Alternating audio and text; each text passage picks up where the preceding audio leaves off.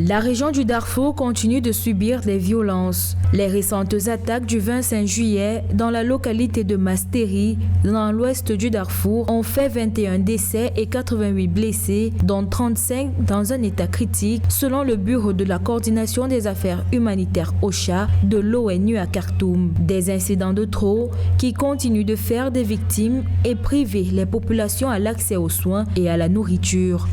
Une flambée de violence tribale dans le Darfour Ouest a privé de services de santé plus de 14 000 enfants car nous avons été contraints de fermer 2 dispensaires et un bureau local à Masteri. Ces 2 établissements fournissaient à la fois des services de santé mais aussi de la nourriture aux enfants de cette région. Bien que les combats aient progressivement diminué, la violence continue de s'enflammer dans cette région du Soudan. Les tensions ethniques se transforment fréquemment en affrontements tribaux pendant la saison agricole. Une situation sécuritaire qui préoccupe tant les autorités soudanaises que les partenaires internationaux, surtout en cette période de crise sanitaire. Les professionnels de santé, qui étaient déjà peu nombreux, ont souvent été pris pour cible.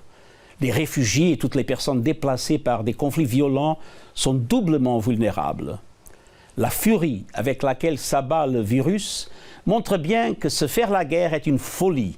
Le Premier ministre soudanais Abdallah Hamdok avait annoncé le 26 juillet un déploiement des forces de sécurité au Darfour pour y protéger les citoyens et la saison agricole. En rappel, dans la région du Darfour, d'une superficie de 400 000 km², les populations s'opposent pour les questions de terre et d'eau.